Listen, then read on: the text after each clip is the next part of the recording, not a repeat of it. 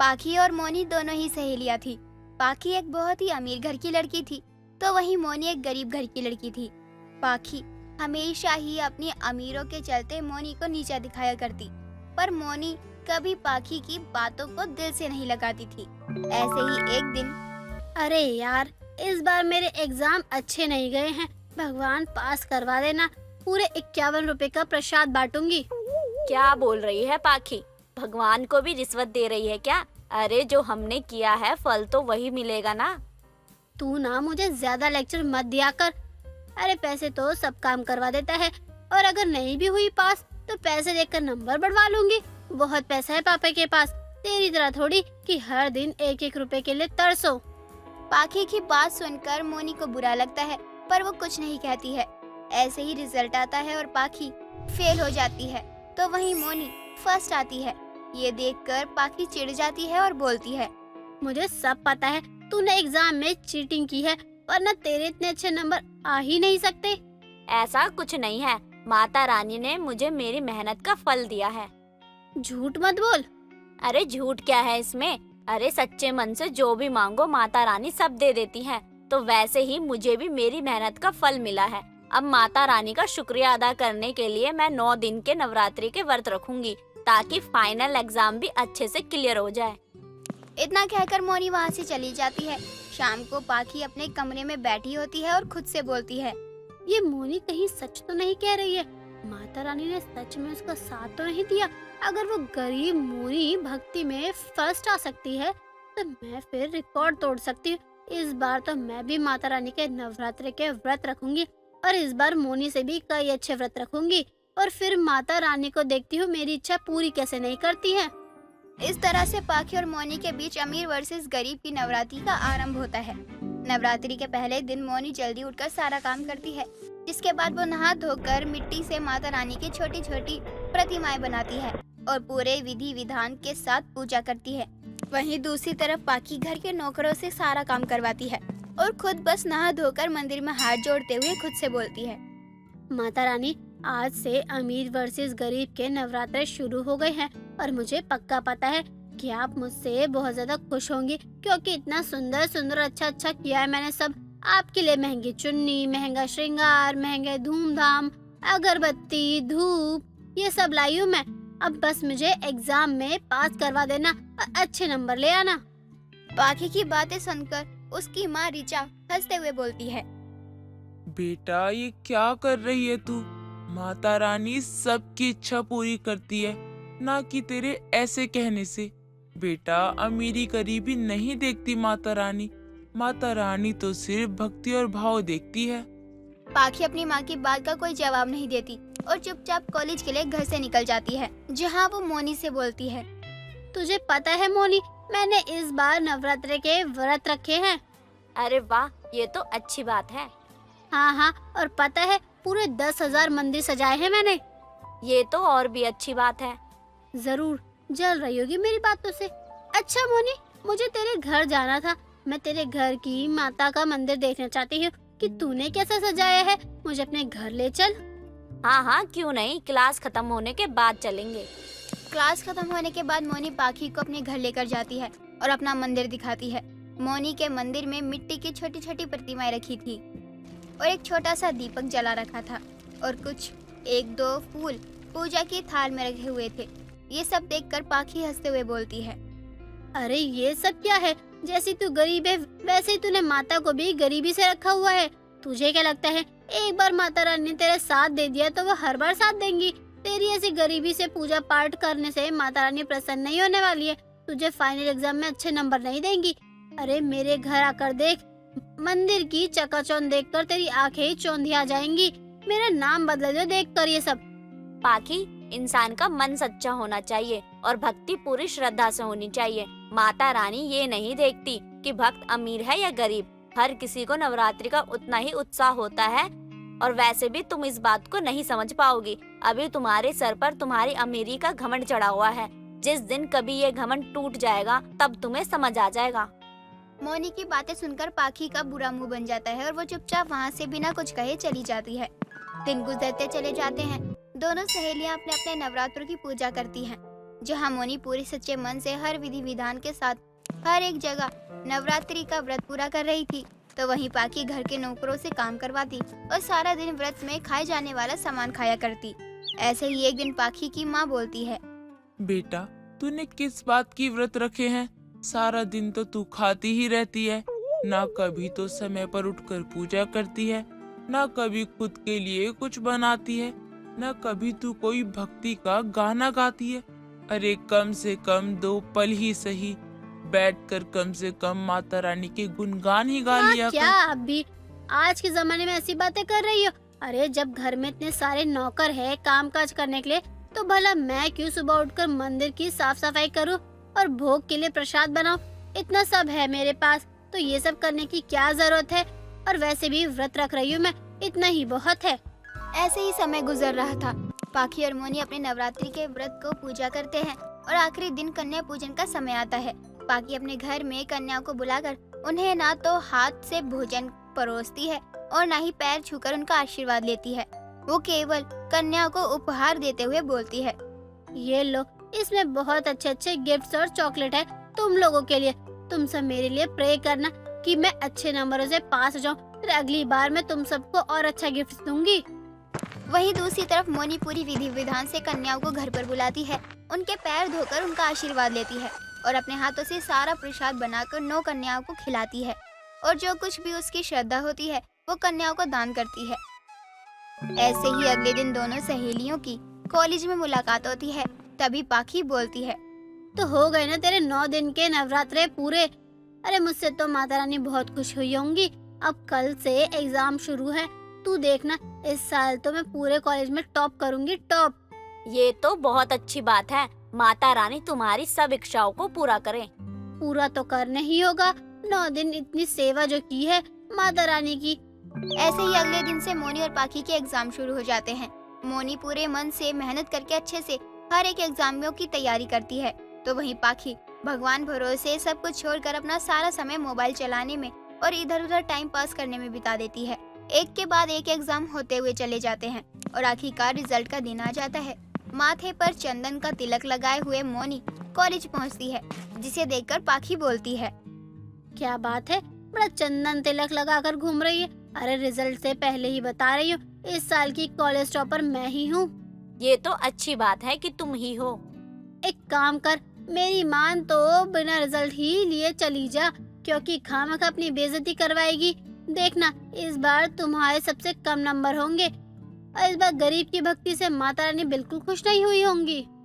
इससे पहले कि मोनी कुछ बोलती तभी टीचर उन दोनों को क्लास में आवाज लगाती है, जिसके बाद रिजल्ट लेने की बारी आती है। एक एक करके सभी को रिजल्ट दिया जाता है। तभी पता चलता है कि पिछले एग्जाम की इस बार भी मोनी ने पूरे कॉलेज में टॉप किया है और पाखी बुरे तरीके से फेल हो गई है। ये सब देखकर पाखी का मुंह उतर जाता है और वो मोनी से बोलती है, ये सब कैसे हो सकता है? मैंने पूरे 9 दिन के माता रानी के नवरात्रे के व्रत रखे थे, इतने दिल से श्रद्धा के साथ मैंने पूरी भक्ति की थी, भला ऐसे कैसे हो सकता है? पाखी तुम शायद भूल रही हो कि तुमने माता रानी की भक्ति नहीं बल्कि माता रानी के साथ 9 दिन का सौदा किया था। अपने दिल पर हाथ रखो और खुद से पूछो, क्या तुमने एक भी कार्य को श्रद्धा पूर्वक अपने हाथों से किया? तुमने केवल अपने पैसे का घमंड दिखाकर हमेशा मुझे या फिर भगवान को नीचा ही दिखाने की कोशिश की है, जबकि असल बात तो ये है कि भगवान हमारा खुद आकर पेपर नहीं लिखते हैं बल्कि हमारी मेहनत का ही फल देते हैं। और तुमने अपना सारा समय बस इस चीज में ही बिता दिया कि पैसा ही भगवान होता है, जबकि देने वाला तो वह परमात्मा ही है और तुम अपने पैसे से उसी को खरीदने चली थी। मोनी की बातें सुनकर पाखी का सिर शर्म से झुक जाता है और वो अपने किए की माफी मांगती है और प्यार से अपनी सहेली को गले लगा लेती है। जिसके बाद फिर कभी भी पाखी अमीर वर्सेस गरीब के नवरात्रि वाला ढोंग कभी नहीं करती और पूरे सच्चे दिल से माता रानी की भक्ति करती है। सुमन अपनी बहू अंजलि को हॉस्पिटल से घर लेकर आती है और अपने बेटे को वहां बुलाती है। कुछ देर में सुमन का बेटा दीपक आता है और कहता है, माँ क्या हुआ, आप आ गई हॉस्पिटल से? डॉक्टर ने कुछ बताया कि क्यों बार बार अंजलि को चक्कर आ रहे थे? क्यों, कोई घबराने वाली बात तो नहीं है ना? अब ठीक तो है ना माँ? अरे सब ठीक ही है, बल्कि मेरा अंदाजा सही ही निकला। बहू माँ बनने वाली है और तू बाप बनने वाला है, बाप। सच में माँ, ये तो बहुत ही बड़ी खुशखबरी है। माँ, अंजलि ने हमें इतनी बड़ी खुशखबरी दी है तो अब हमारा भी फर्ज बनता है ना कि हम अंजलि को किसी भी चीज की कमी ना होने दें। वो सब तो ठीक है, लेकिन तू मेरी बहू को परेशान मत करियो। बहू का जो भी मन करे ना, उसके मन की बात ही सुनियो। ये नहीं कि तू अपने मन की करने लगे। बहू खुश रहेगी तो बच्चा भी खुश होगा। माँ, आप टेंशन मत लो, मैं अंजलि और हमारे होने वाले बेबी को बहुत अच्छे से ध्यान रखूंगा। कोई शिकायत का मौका नहीं दूंगा। अंजलि की जिम्मेदारी हमें ही तो अच्छे से निभानी है ना अब। और नहीं तो क्या, ऐसे समय में बहू को अकेला महसूस मत होने दियो कुछ दिनों के लिए। पति धर्म से हटकर एक करीबी दोस्त की तरह बहू की सेवा पानी करनी है। सच में अब इस घर में रौनक आने वाली है। अंजलि के माँ बनने की खबर सुनकर ही उसके घर में सब खुशियाँ मनाने लगते हैं। अंजलि का बहुत अच्छे से ध्यान रखा जा रहा था। कुछ दिनों बाद अंजलि अपने बाल बना रही होती है, तभी उसका पति दीपक पीछे से आकर अंजलि को पकड़ लेता है। अंजलि चिल्लाते हुए अपने पति दीपक को पीछे हटाती है और कहती है, क्या है, आपको कोई दिक्कत है क्या? जब देखो बार बार चिपकते रहते हो। पता है ना मैं पेट से हूँ, तो मेरे पास आने की कोशिश क्यों करते रहते हो? भूल गए माँ जी की बात, या याद दिलाऊं? यार, तुम्हें तो बहाना मिल गया है मुझसे दूर भागने का। मुझे पता है तुम पेट से हो, लेकिन इसका मतलब ये तो नहीं ना कि मैं तुम्हारे पास भी नहीं आ सकता। तुम क्यों ऐसा कर रही हो मेरे साथ? हटो यहाँ से, मुझे तुम्हारे पास आने से भी उल्टी आती है। पता नहीं कौन सा सस्ता सा परफ्यूम लगाया है। सच में तुम्हारे परफ्यूम की बदबू तो हमारे बेबी को भी पसंद नहीं आती है। दूर हटो। अंजलि, ये परफ्यूम तो तुमने ही मुझे गिफ्ट किया था ना, और अब तुम ही ऐसे बोल रही हो। और मुझे पता है कि हमारे बेबी को ये परफ्यूम सबसे ज्यादा पसंद है। तुम बहाने बना रही हो अपने ही मन से। हटो, सच में मुझे उल्टी आ रही है, हटो। अंजलि अपने पति को दूर करके उल्टी करने चली जाती है। ये देखकर दीपक कहता है, बेबी तो अभी तक हुआ भी नहीं है, तब भी मैं अंजलि के पास नहीं जा पा रहा हूँ।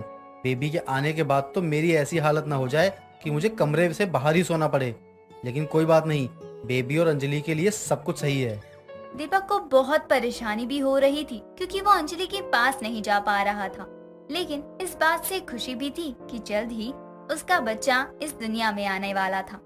धीरे धीरे करके अंजलि माँ बनने की वजह से चिड़चिड़ी होती जा रही थी, और वहीं दूसरी तरफ दीपक को अंजलि के पास रहना बहुत अच्छा लगता था, इसलिए वो नई नई बहाने बनाता रहता। कुछ दिनों बाद दीपक रात में आराम से जब सो रहा था और साथ में वहीं अंजलि भी सो रही थी, अचानक से अंजलि की आंखें खुलती हैं और वो जोर जोर से रोने लगती है। अंजलि के रोने की आवाज सुनकर दीपक की भी आंख खुल जाती है। दीपक उठ जाता है और उससे कहता है, अरे क्या हुआ? तुम इतना क्यों रो रही हो? इतनी रात में कौन सा सपना देख लिया तुमने? बेबी को भूख लग रही है। बेबी को आइसक्रीम खाने का मन हो रहा है। बेबी को आइसक्रीम चाहिए। आइसक्रीम दो, आइसक्रीम दो। अरे चुप हो जाओ, तुम्हारे रोने की आवाज से माँ जाग जाएगी, और अगर माँ ने कुछ सुन लिया तो वो समझेगी कि मैं ही कोई गलती कर रहा था, जिसकी वजह से तुम इतना ज्यादा रो रही हो। चुप हो जाओ मेरी माँ अंजलि, चुप हो जाओ। नहीं, मुझे नहीं पता, आइसक्रीम चाहिए। बेबी को तुम ऐसे भूखा रखना चाहते हो दीपक? इतनी रात में तुम्हें आइसक्रीम कहाँ से लाऊं मैं? और बेबी दोनों की तबीयत खराब हो जाएगी अगर तुम दोनों ने आइसक्रीम खाई तो। नहीं, बेबी और मैं बिल्कुल ठीक है। हमें बस आइसक्रीम चाहिए। देख रहे हो दीपक, तुम्हारी वजह से बेबी पेट में रो रहा है। तुम अपने बेबी की एक विश पूरी नहीं कर सकते हो। मैं एक तो क्या ऐसी 1000 विश पूरी कर दूं, लेकिन थोड़ा तो समझो ना। टाइम देखो, आधी रात हो रही है। कहाँ जाऊं, कैसे जाऊं और कहाँ से लाऊं मैं आखिर आइसक्रीम? सुबह तुम्हारे लिए बहुत सारी आइसक्रीम ला दूंगा, अभी चलकर सो जाओ। नहीं नहीं नहीं, बोला ना बेबी ने उसे अभी चाहिए आइसक्रीम, तो उसके लिए अभी लेकर आओ ना, वरना मैं तुम्हें कमरे से बाहर निकाल दूंगी। दीपक, अब सोच लो कि क्या करना है। दीपक अंजलि की बात मान लेता है और आधी रात में उसके लिए आइसक्रीम लेने चला जाता है। दीपक को आइसक्रीम लाने में काफी देर हो जाती है और इसी वजह से अंजलि भी सो जाती है। जैसे ही दीपक आइसक्रीम लेकर अपने कमरे में जाता है और देखता है कि अंजलि सो चुकी है, ये देखकर वो कहता है, लो भाई, पत्नी और छोटू बेबी के लिए आधी रात में आइसक्रीम लेने गया और यहाँ पर ये आराम से सो रही हैं। अंजलि को तो उठाना भी नहीं है, कहीं उठ गई और बेबी के नाम पर फिर कोई नई डिमांड कर दी तो मैं तो गया काम से। दीपक को जितनी खुशी थी कि उसका बच्चा इस दुनिया में आने वाला है, लेकिन अंजलि ने दीपक को उतना ही परेशान किया हुआ था। अंजलि को जो कुछ भी करवाना होता वो उस बच्चे के जरिए उसे करवा लिया करती। ऐसे ही कई दिन निकलते हैं। कुछ दिनों बाद अंजलि के 9 महीने पूरे हो जाते हैं और वो एक बहुत ही प्यारे से बच्चे को जन्म देती है। अंजलि बहुत कमजोर हो गई थी और वो बच्चे के साथ कमरे में आराम कर रही थी। तभी दीपक उसके पैर दबाते हुए कहता है, अब तो हमारा बेबी भी हो गया है अंजलि, अब तुम थोड़ा मेरे लिए भी टाइम निकाल दो। क्या दीपक, तुम्हें हमारे बेबी की जरा भी पड़ी नहीं है क्या? अभी हमारे बेबी का नामकरण भी नहीं हुआ है और तुम हो कि हमारे टाइम की बात कर रहे हो। बेबी भी हमारी वजह से ही कितना कमजोर है। ठीक है पत्नी जी, ठीक है, दोनों खुश रहो, बेबी जी और पत्नी जी भी। अब खुश, मैं कुछ नहीं बोलूंगा। अच्छा जाओ, जरा फ्रूट्स काट कर लाओ। अभी अभी डिलीवरी हुई है, इतनी कमजोरी हो रही है कि मुझसे यहाँ उठा तक नहीं जा रहा है। जाओ ना, मेरे लिए फ्रूट्स ही ले आओ जल्दी से। ठीक है मैडम जी, और बताओ क्या हुक्म है? और कुछ भी चाहिए तुम्हें तो मुझे बता दीजिए। बताओ ना, मैं तो घर का नौकर ही हूँ ना, घर के सारे काम करने के लिए बैठा तो हूँ मैं यहाँ पे। तुम्हारा हर एक हुक्म मानना मेरा ही तो फर्ज है। नहीं नहीं, अभी तो बस फ्रूट्स ही ले आओ, वही बहुत है। अंजलि और बच्चे के सारे काम दीपक ही करता था। ऐसे ही कुछ दिनों बाद दीपक आराम से बैठकर लैपटॉप पर अपना काम कर रहा होता है। तभी उसका बच्चा ऑटी कर देता है। अंजलि दीपक को कहती है, काम क्या कर रहे हो? देखो ना, बेबी ने पोटी कर दी है। आओ यहाँ और जल्दी से इसे साफ करो। अंजलि तुम्हें दिखाई नहीं दे रहा है क्या? मैं भी कुछ काम कर रहा हूँ और तुम हो कि इतना सा काम कर नहीं सकती हो। तुम ना ज्यादा बनो मत। अभी बोलूंगी ना कि पास आओ, तब तो काम नहीं करना होगा, लेकिन अभी बेबी की पोटी क्या साफ करने को बोल दिया, तब तो तुम्हें काम याद आ गया। आओ जल्दी यहाँ पर। अंजलि की बात दीपक को माननी ही पड़ती है। ऐसे ही कुछ दिनों बाद बच्चे के नामकरण की रस्म होती है। घर में पूरा घर सजा होता है। आसपास से रिश्तेदार, पड़ोसी सब आने लगते हैं। अंजलि भी उस दिन बहुत अच्छे से तैयार होती है। दीपक बच्चे को कपड़े पहना रहा होता है। तभी अंजलि दीपक को गले लगाकर कहती है, कितने दिनों बाद मैंने तुम्हें ऐसे पकड़ा है, तुम्हें बहुत मिस किया दीपक। अंजलि हटो साइड, तुम्हें दिख नहीं रहा है क्या कि मैं बेबी के कपड़े बदल रहा हूँ? आज घर में हमारे बेबी का नामकरण है और तुम हो कि सब ड्रामे कर रही हो। सब बाहर हमारा वेट कर रहे हैं, चलो हमें बाहर चलना चाहिए। मुझे पता है ना, तुम ये सब इसलिए कर रहे हो क्योंकि मैंने तुम्हें बहुत तड़पाया है, लेकिन कोई बात नहीं, अब मैं कहाँ तुम्हें तड़पा रही हूँ, मान जाओ ना दीपक। अंजलि दीपक एक दूसरे के करीब आ ही रहे होते हैं कि तभी वहाँ अंजलि के साथ सुमन आ जाती है। अरे चलो भाई, सब लोग आ गए हैं। अंजलि बेटा, तू बच्चे को लेकर चल मेरे साथ। पति, पत्नी और बेबी, पता नहीं कब मुझे और अंजलि को थोड़ा टाइम अकेले में बिताने को मिलेगा। दीपक और बाकी के सभी लोग बाहर नामकरण के लिए चले जाते हैं। पति पत्नी के बीच में उनके छोटे से बच्चे की जगह बन जाती है। कमला अपनी बहू सीमा के साथ रहा करती थी। कमला एक आलसी औरत थी, लेकिन कहते हैं ना कि शेर को सवा शेर जरूर मिलता है, तो कमला की बहू उससे भी बड़ी आलसी थी। ऐसे ही एक दिन उनकी पड़ोसन उनके घर आती है और सास बहू से कहती है, कमला बहन, सुना क्या तुमने? यहाँ बहुत भारी बारिश होने वाली है, अपना सारा सामान समेट कर रख लो, कहीं बरसात में डूब ना जाए पूरा सामान। हाँ कर लूंगी, अभी तो नहीं हो रहा है, जरा रुक कर करूंगी।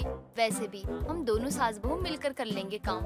ओह, क्या बात कह रही हो कमला बहन? तुम्हारी बहू बिस्तर से उठ जाए वही सबसे बड़ी बात है। देखो चाची, अपना घर पहले देखो, दूसरों के घर पर ताका झाकी करना सही बात नहीं है। खुद कामचोर है और मुझे बोल रही है। चुप हो जा बहू, बड़ू से ऐसे जुबान लड़ाते हैं, गलत बात है, मोहल्ले वाले छीछी करेंगे।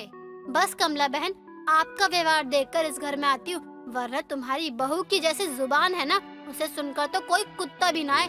बस बस, कुत्ता हमेशा आता है हमारे घर में, बस जब कुछ लोग आते हैं तो वो दरवाजे से घूम जाता है। देखो कमला बहन, तुम्हारी बहू हमको क्या बोल रही है? बहू है, संभल कर बोलने को कहो, कुछ भी बोले जा रही है। इसके माँ बाप ने कुछ सिखाया नहीं है क्या? ओहो चाची, हमारे माँ बाबा तक मत जाइए, वरना बहुत बुरा होगा। और जो बोलने आई हो ना, बोल कर चली जाओ। क्यों अपना और हमारा खून जला रही हो? अरे हाँ, बहुत भयंकर बरसात होने वाली है, घर में सामान ना हो तो बाजार से जाकर ले आओ, वरना भूखा रहना पड़ेगा बरसात में दोनों सास बहू को। हाँ, वैसे तुमने अपना सामान मंगवा लिया? अगर मंगवाया नहीं तो मेरा भी सामान लगे हाथ ला दो। अब नहीं हो पाएगा, वो तो हो गया और मैं भी अब चलती हूँ, क्या पता मेरा सामान आ गया हो। विमला इतना कहकर अपने घर चली जाती है। विमला की बात सुनकर कमला घबराने लगती है और अपनी बहू से कहती है, जा बहू, घर का सामान लेकर आजा, वरना हम दोनों को भूखे ही रहना पड़ेगा। एक काम कर, तू बाजार जा और मैं घर की सफाई कर देती हूँ। दोनों तरफ का काम हो जाएगा सही टाइम पे। माँ जी, बरसात होने वाली है और अगर मैं भीग गई तो मैं क्या करूँगी? नहीं नहीं, आप ही बाजार जाइए, मैं घर की सफाई कर दूंगी। बहू, मैं बूढ़ी हो चुकी हूँ, कितना ही सामान उठा लूंगी मैं, इसलिए तू जा और जल्दी से जाकर सामान लेकर आ, समझी? अब ज्यादा बहस मत कर और जा बाजार से सामान लेकर आ जल्दी से, वरना बारिश शुरू हो जाएगी। माँ जी, मुझसे चला नहीं जाएगा, इतनी बारिश में हर तरफ कीचड़ ही कीचड़ होगी, मुझे नहीं जाना। और आपको तो पता है ना, मुझे बारिश जरा भी पसंद नहीं है, फिर भी आप मुझे बाजार भेज रही हो। ठीक है मेरी माँ, चल हम दोनों ही चलते हैं बाजार। अब ठीक है ना, दोनों बाजार चलते हैं और दोनों आकर घर की सफाई करेंगे। कमला और सीमा दोनों बाजार जाती हैं और बहुत ही कम सामान खरीद कर लाती हैं ताकि उनका गुजारा हो जाए। जैसे ही दोनों घर के अंदर पहुंचते हैं, जोरों की बारिश शुरू हो जाती है। तभी कमला कहती है, बच गए बहू। जैसे ही घर के अंदर आए हम लोग, बारिश देख कितनी तेज हो रही है, ऐसा लग रहा है तूफान आएगा। माँ जी, कुछ तो सोच समझ कर बोला कीजिए, कभी भी कुछ भी बोल देती हो आप। तो तेरे मुंह से कुछ कहा बोल रही हूँ जो तुझे इतना दर्द हो रहा है? जैसे तू अपनी जुबान बंद नहीं कर सकती है, तो कभी कभार किसी और की जुबान चलते हुए भी देख लिया कर। माँ जी, मैंने आपसे कभी जुबान नहीं चलाई है, कभी नहीं, फिर भी आप मुझे क्यों सुना रही हो? ना, अभी तू कहाँ जुबान चला रही है? अभी तो तू बस मुझे सुना रही है, जैसे कि मैं तेरी सास नहीं, तू मेरी सास हो। क्या माँ जी, आप भी बहुत मजाक करती हो। जाकर अब कुछ बना ले गर्मा गर्म, बहुत भूख लग रही है। और नवीन का फोन आया या नहीं?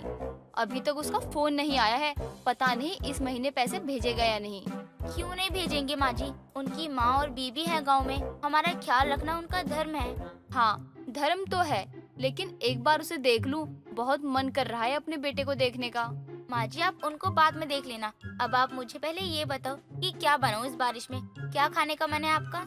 अभी तो गर्मा गर्म पकौड़े और चाय बना दे, बस बारिश का मजा लेना है।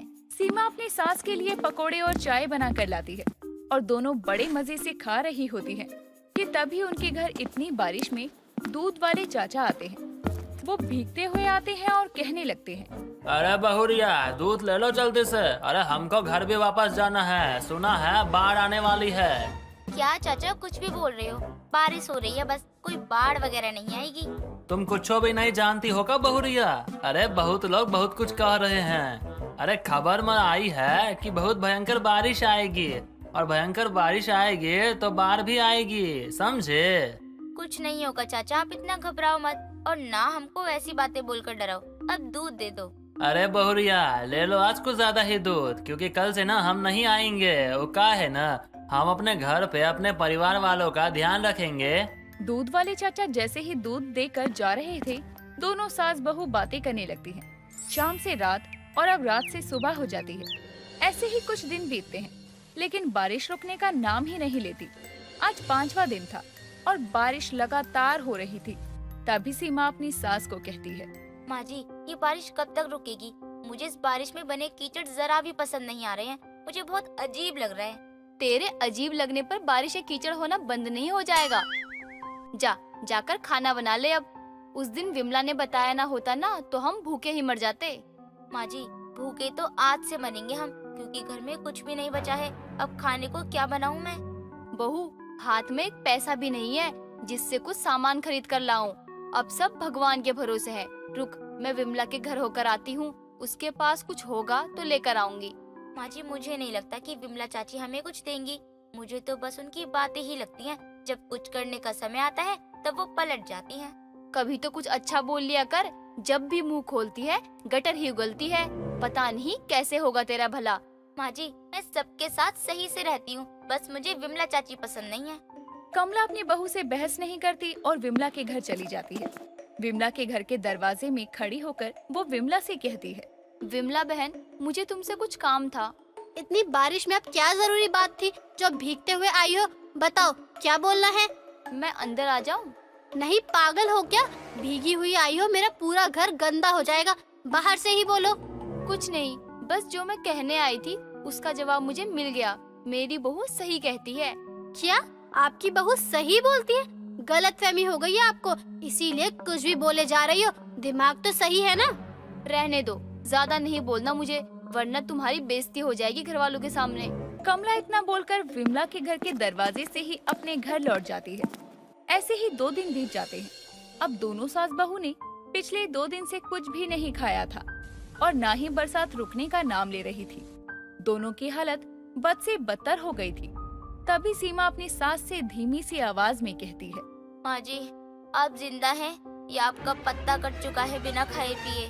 तू तो चाहती ही है मेरा पत्ता कट हो जाए और तू इस घर पर राज कर सके।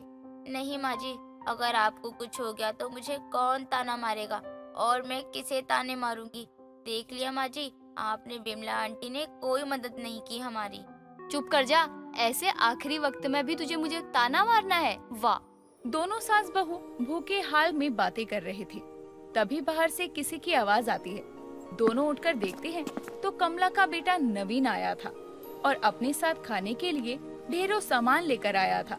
तीनों आराम से खाते हैं और चैन की सांस लेते हुए सीमा कहती है, हे भगवान, आज आपने बचा लिया, वरना मैंने तो सोच ही लिया था पहले सासू माँ फिर हम दोनों साथ में घूमने चलेंगे ऊपर। दोस्तों, अगर आपको ये कहानी पसंद आई तो इसे लाइक करें, शेयर करें और कमेंट करके बताएं कि कहानी में आपको सबसे अच्छा क्या लगा।